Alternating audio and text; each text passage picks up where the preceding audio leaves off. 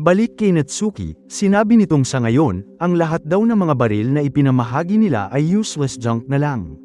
Nagtaka naman ang mga tao dahil sa nangyari at hindi na gumagana ang mga hawak nilang baril. Isang bata nga na nag-oobserba ang napaisip ng masaksihan yun, habang ang ilan ay napansin na ang ingay ng mga gunshots ay huminto na. Lumipat naman ang eksena kay Granny Mia, at sinabi nitong tumahimik na daw ngayon. Marami namang mga lalaki ang nakahandusay sa lapag, nang tinusukan niya ito ng mga acupuncture needles. Ipinakitang kasama pala nito sina Lu at Wutang na nangongolekta din ng mga baril sa mga tao. Na-curious naman sila ano ang nangyayari at napatanong kung naubusan ba ang lahat ng ammo. Umabot na nga sa balita ang pangyayari. Sinabi ng reporter na kakapasok lang daw ng balita na hindi na magamit ang mga baril na ipinamahagi bilang parte ng legalization policy.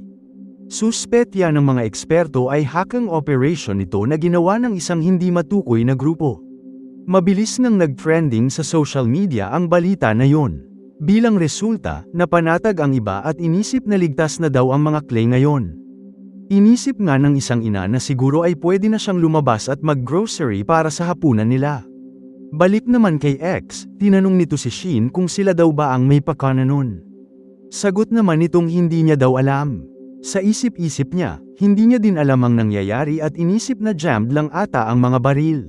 Pero na-realize nitong maaaring sina Mafuyo ang may kinalaman dito. Anyway, balik sa issue nila, umatake muli si X gamit ang sword whip nito. Nang iwas-iwas niya yun ay nawasak ang glass wall sa tower kung nasaan sila. Aaminin daw ni X na maituturing na banta sila sa kanya. Sana daw ay tinapos na nito sila noon sa Kanto branch pa lang. Napangiti naman si Shin at sinabing, ang tagal daw nito bago napansin yun.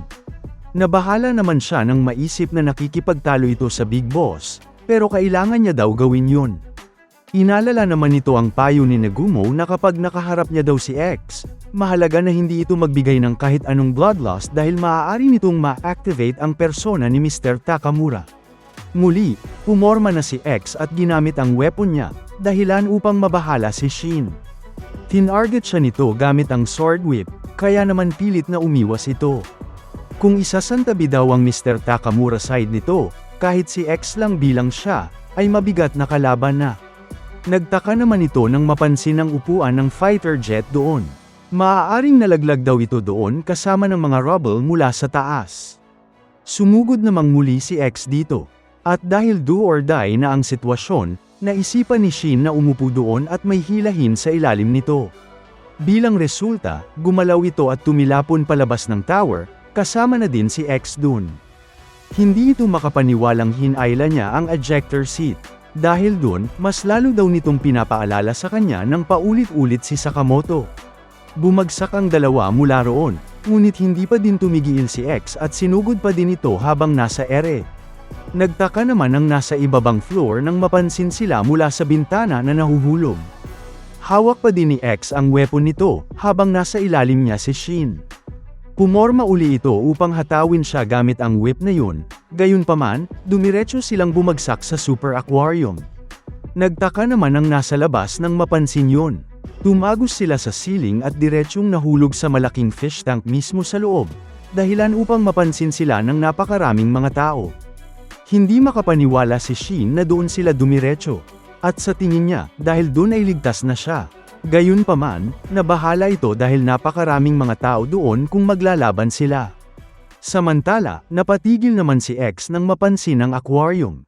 Bumalik sa alaala nito ang usapan nila noon ni Ryan habang nasa biyahe. Nang tanungin siya nito kung nakapunta na ba daw siya ng aquarium, sagot niyang hindi pa at bakit daw. Ibinahagi nitong nais niya daw kasing pumunta doon. Mukhang masaya daw kasing makita ang malalaking colorful tanks dito. Habang nasa tubig, nalungkot naman si X nang makita ang aquarium at ang mga tao roon. Tahimik lang itong nagmamasid, at nakita ang imahe ni Ryan sa crowd na nakangiti sa kanya. Mula sa di kalayuan, nagtaka naman si Shin kung ano ang nangyayari. Bigla na lang daw kasi itong nanahimik. Nabahala naman siya nang mapansing may papalapit kay X mula sa likod, isang shark. Nang pasugad na ito sa kanya at malapit na siyang makagat, nagising bigla ang diwa ni X. Sumugod ito dahilan upang mabasag ang napakalaking fish tank doon. Ginamit pala kasi nito ang napakatalam na katana ni Takamura. Tumapon tuloy ang tubig sa labas at inanad sila dun. Sa lapag, nakalimutan daw ni Shin na hindi nga lang pala mga tao ang nagbibigay ng bloodlust. Dahil sa pangyayari, isinara na nga ang aquarium, at may nag-announce na salamat daw sa pagbisita nila doon. Isang bata namang nawawala ang near airport. Samantala, muling nabuhay ang katauhan ni Takamura kay X at bulong ito, habang nakatusok ang weapon niya sa shark na susugod sana kanina.